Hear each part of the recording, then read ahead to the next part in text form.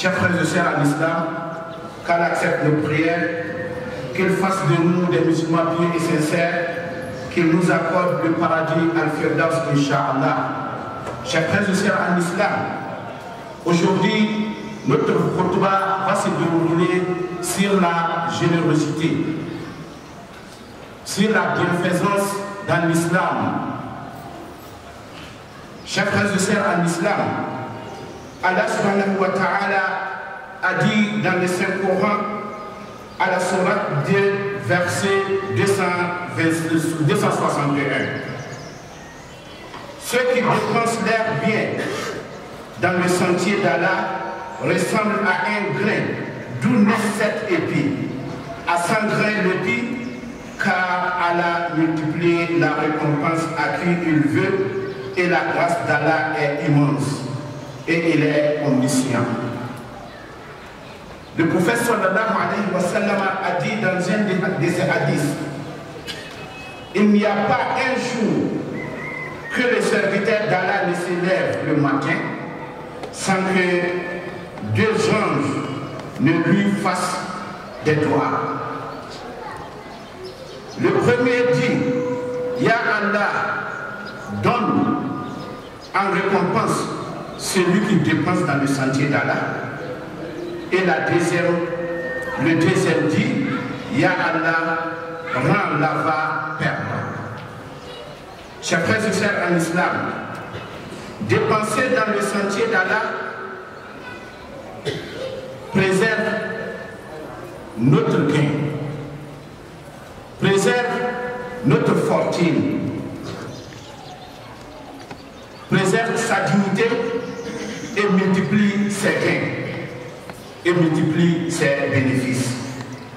Chers frères et sœurs en islam, plusieurs sont ceux qui ont dépensé dans le sentier d'Allah et ont eu comme récompense la satisfaction, la tranquillité, la quiétude et le respect.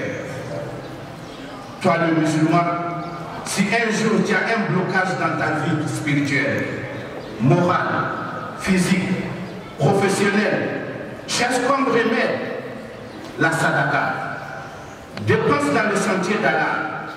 Fais des sacrifices afin qu'Allah puisse t'ouvrir une issue favorable. Chers frères et sœurs en islam, on ne dépense pas aussi dans le sentier d'Allah sans respecter certaines conditions. La première condition, assainir son intention. Raison pour laquelle Allah subhanahu wa ta'ala a dit dans le Saint-Coran, wa ma tunfiqu min khayrin fali anfusikum wa ma tunfiquna illa ibtigha'a wajhillah wa ma tunfiqu min khayrin yuwaffa ilaykum wa antum la tuzlamun. Et tout ce que vous dépensez de vos biens sera à votre avantage. Et vous ne dépensez que pour la recherche de la face d'Allah. Et tout ce que vous dépensez de vos biens dans les bonnes œuvres vous sera récompensé pleinement et vous ne serez pas lésés.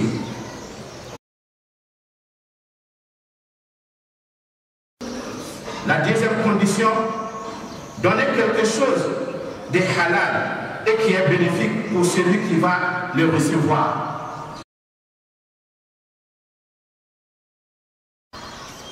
Chers frères et sœurs en islam,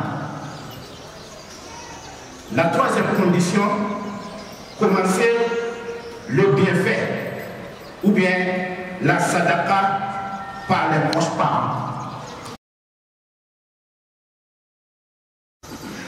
Chers frères et sœurs en islam, la quatrième condition, que la sadaqa soit destinée aux responsables religieux afin que cette sadaqa et ces bienfaits soient utilisés à des bonnes fins, car c'est à eux que revient l'entretien des mosquées.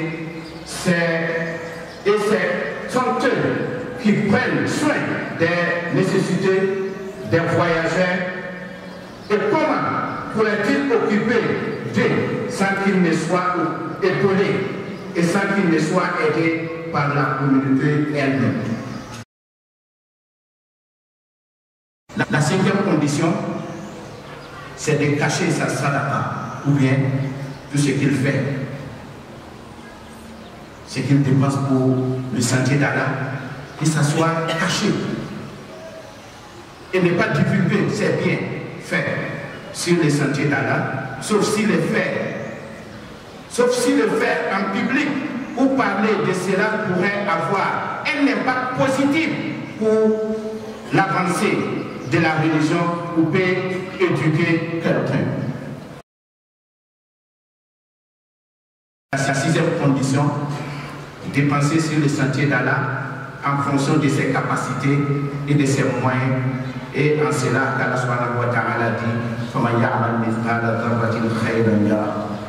donc, on ne t'oblige pas à faire plus que ta possibilité. Mais sache que Allah subhanahu wa ta'ala a dit, c'est lui-même que Allah a mis une difficulté dans ses gains. Il a rétréci même ses gains, qu'il n'a qu'à dépenser par rapport à ses moyens. Même le peu qu'Allah te donne là, il veut qu'il faut dépenser. أقول قولي هذا وأستغفر الله لي ولكم.